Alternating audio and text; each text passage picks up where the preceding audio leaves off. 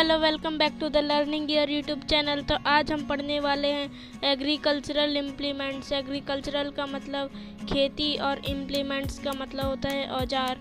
तो हम पढ़ने वाले हैं 8th क्लास के साइंस की पार्ट 3।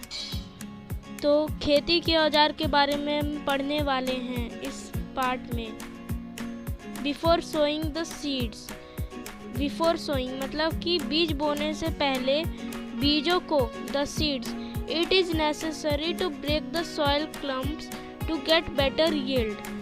मतलब कि यील्ड बेटर यील्ड मतलब अच्छी खेती के उत्पादन के लिए, अच्छी फसल लेने के लिए, मतलब अच्छी फसल उत्पादन करने के लिए।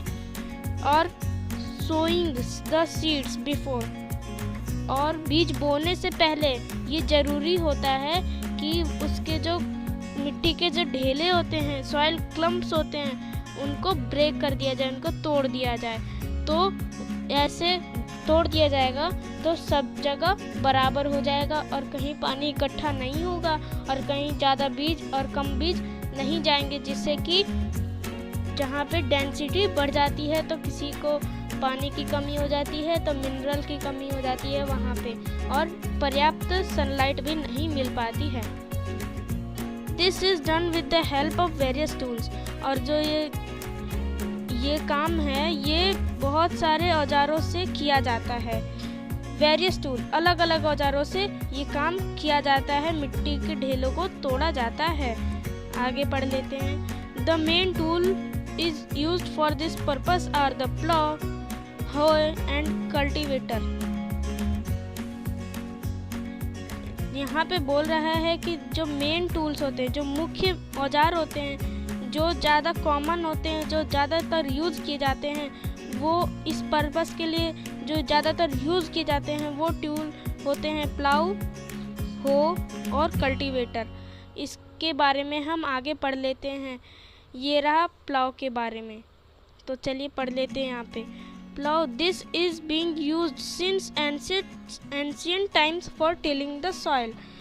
जो प्लाऊ है ये बहुत पुराने समय से ये मिट्टी को ढीला करने में, मतलब मिट्टी के ढेलों को तोड़ने में बहुत मदद करा है प्लाऊ ने। Adding fertiliser to the crop, और फर्टिलाइज़र भी ऐड किया जाता था मतलब कि फसल में प्लाऊ से ही। Removing the weeds and turning the soil, और मिट्टी को टर्न भी किया जाता था और वीड्स को भी रिमूव कर दिया जाता था, मतलब वीड्स को हटा दिया जाता था। और फर्टिलाइज़र इससे कैसे जाते थे कि ये ज़मीन को ढीला कर देता था और वहाँ पे फर्टिलाइज़र छिड़क दिए जाते थे, फिर से एक और बार ढीला कर दिया जाता था, मतलब कि उलट पुलट कर दिया जाता था, ताकि पर्याप्त सब जगह फर्टिलाइज़र जा सके, सबको इक्वल न्यूट्रिएंट मिल सके सभी फसल को। This is made of would and drawn by a pair of bulls और अदर एनिमल्स, हॉर्सेस और कैमल्स। जो ये काम है प्लाऊ चलाने का, जो काम है वो एक जोड़ा बैल, मतलब दो बैल या घोड़े या ऊँटों से किया जाता है ये काम। और ये किस चीज़ का बना होता है? वुड और मेटल्स का बना होता है, जैसे वुड और आयरन का बना होता है प्लाऊ। और ये खींचा जाता है, यहाँ पे ड्रॉन का मतलब है खींचा जाता है। It contains a strong triangular iron strip called plough share. और इसमें एक बहुत मजबूत ट्रायंगुलर, मतलब कि ट्रायंगुलर कैसा होता है? ऐसा होता है, ऐसा बहुत नुकीला लोहे की पट्टी लगी रहती है हल के यहाँ पे। जैसे ये हल है तो यहाँ पे लोहा का लगा रहता है, जिससे मिट्टी को कोड़ा जाता है, मिट्टी को ढीली किया जाता है, और उसे क्या कहते हैं? प्लाऊ शेयर कहते हैं। The main part of the plough is long log of would which is called a plough shaft. जो मेन पार्ट होता है हल का वो होता है प्लाऊ शाफ्ट। प्लाऊ शाफ्ट किसे कहते हैं? जैसे ये हल है, ये हल हो गया। ये तो हो गया प्लाउसेयर जो आयरन स्ट्रिप था। तो ये हो गया प्लाउ शाफ्ट। ये वाला जो पार्ट है ये है plough shaft.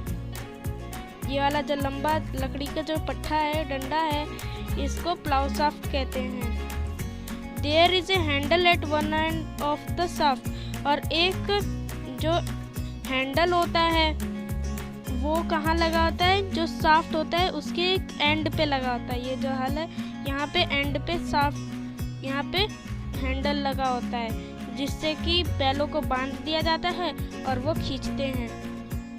The other end is attached to a beam which is placed on the bull's neck. और जो दूसरा एंड है, जो दूसरा छोर है, वो बैलों के कंधे पर लगा दिया जाता है ताकि बैल इसे आसानी से खींच सके। और बैलों के कंधे पे इसीलिए मतलब कि लगाया जाता है इसीलिए क्योंकि उनकी जो पीठ होती है वो थोड़ी सी ऊंची होती है और वो आसानी से हल को खींच सकते हैं। One pair of bulls and a man can easily operate the plug. और यहाँ पे ये बोला है कि एक मतलब 2 बैल और एक आदमी हल को आसानी से चला सकते हैं। ऑपरेट का मतलब चला सकते हैं। The indigenous wooden plow is increasingly being replaced by iron plows nowadays. The indigenous मतलब क्या होता है? स्थानीय, मतलब कि एक स्थान का, मेजर मतलब मेन एक स्थान का। The indigenous wooden plow जो लकड़ी का जो हल बना होता है वो स्थानीय होता है और वो किसके द्वारा रिप्लेस किया जा रहा है? मतलब किसके द्वारा हटाया जा रहा है? आयरन प्लाउज, मतलब वुड प्लाउज को हटा दिया जा रहा है और वुड के साथ साथ उसमें आयरन जोड़ दिया जाता है जो कि आजकल नाउएडेज मतलब आजकल बहुत ज़्यादा रिप्लेस किया जा रहा है। हो, HOE को हो कहते हैं।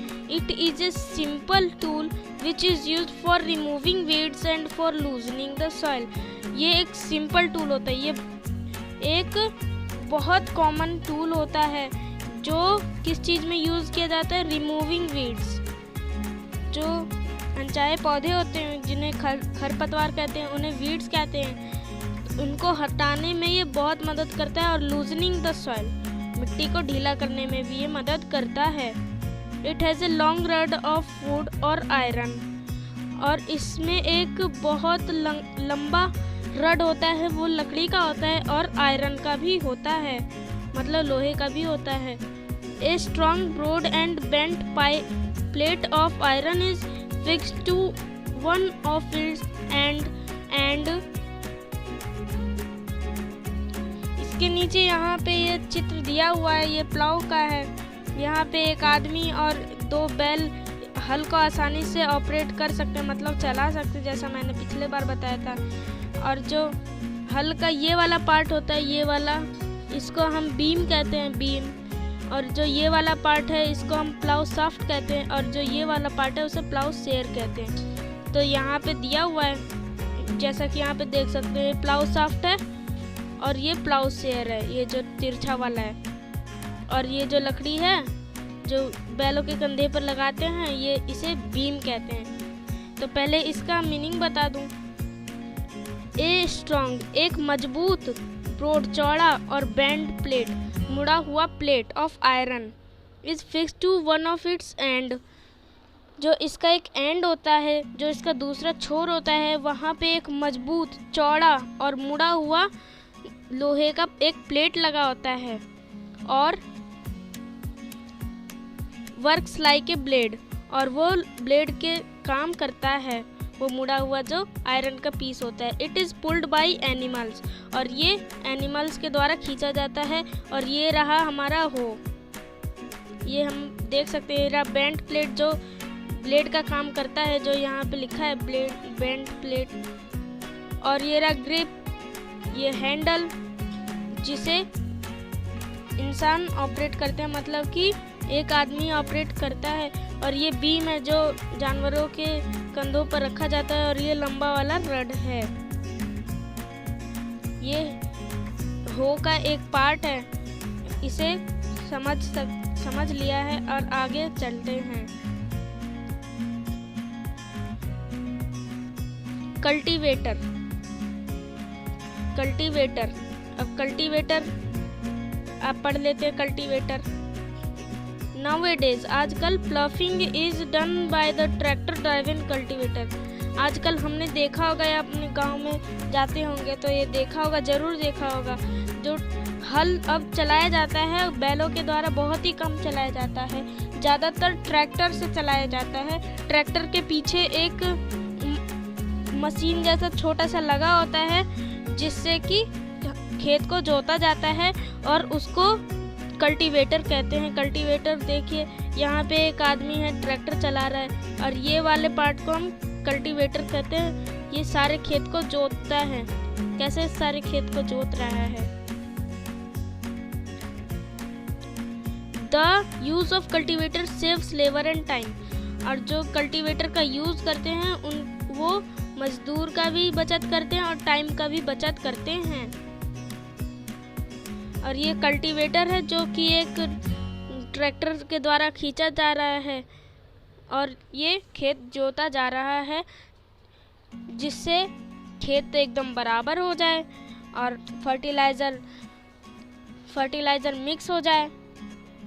इसका मतलब प्लाव, हो और कल्टीवेटर ये तीनों एक ही काम करते हैं खेत को जोतने का, लेकिन समय के रहते कुछ नहीं रहता। मतलब कि समय सबको बदल देता है। तो प्लाव से आते आते कल्टीवेटर तक सब लोग आ गए हैं। तो आज का पार्ट यहीं पे ख़त्म होता है। अब अगले पार्ट में मिलेंगे। अगर वीडियो अच्छी लगी तो लाइक करना है और अगर इसे चाहते हैं कि किसी और को भी फ़ायदा हो तो इसे शेयर ज़रूर करना और अगर ऐसी वीडियो और चाहते हैं तो सब्सक्राइब ज़रूर करना। तो बाय बाय, अगले वीडियो में मिलते हैं, तब तक के लिए नमस्कार।